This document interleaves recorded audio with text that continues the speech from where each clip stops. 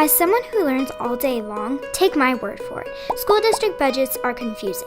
It's a web of complicated formulas and funding sources that become more complex as you learn more about it. But grasping some of the basics of how the Cave Creek Unified School District receives and spends money can go a long way in understanding how your tax dollars work to meet the needs of children like me in the community. Cave Creek receives money from two main sources, the state of Arizona and the federal government.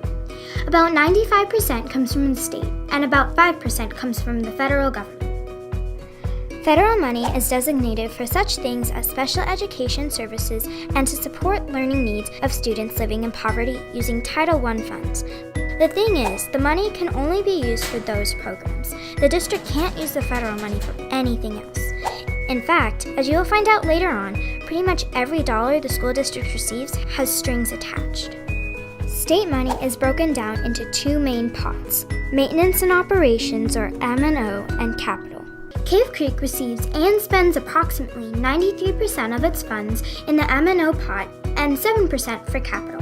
Maintenance and operations are your day-to-day expenses, your operating expenses. These include salaries for employees, utilities like lights, transportation services, and general supplies. Capital expenses are durable items such as buildings, furniture, equipment, technology, textbooks, and buses. Remember those strings I talked about?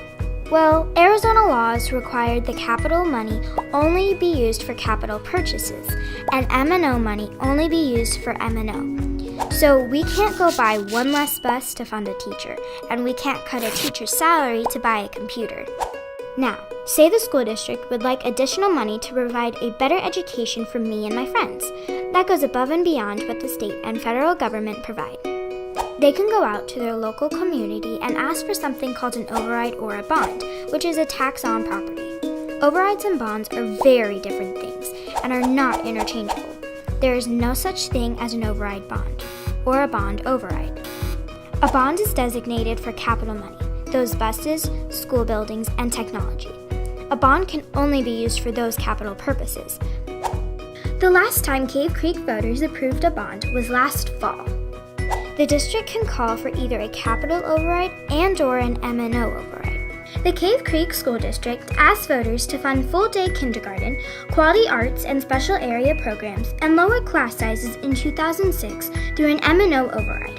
The community said yes, and that money collected paid directly for those things. 5 years later, the voters decided not to renew that override, and that money went away. The district continued to fund these programs through charter school money, but now that money is going away. These pots of money that Cave Creek receive don't look the same from year to year. In fact, they can look very different depending on how many students enroll in Cave Creek, whether or not voters approve an override, or whether or not the state or federal government decides to cut funding. They've been getting pretty small over the past few years. In fact, we spend nearly $180 less per student than we did 5 years ago. That may not sound like much, but multiply it by 5,400 students over the course of those 5 years, and those dollars add up. Despite these shrinking pots, Cave Creek continues to live within its budget, and it's been doing pretty well. In the past 5 years, Cave Creek was labeled as an A district by the Arizona Department of Education, has all A-plus schools, is home to a National Elementary School Principal of the Year, 2 National Counselors of the Year, and is number 5 out of 227 districts in Arizona. And most importantly, students are graduating career or college ready. But the more money that gets taken away from the students, the harder it gets to maintain quality programs and services. So, do you understand the school district budget any better now? If you're like me, the answer is both yes and no, and that's okay. It's difficult. To find out more information and dig deeper into the complexities of school district funding, visit www.ccusd93.org or call us directly. We're here to help. It's your money, and we want you to understand how we use it to best meet the needs of all students.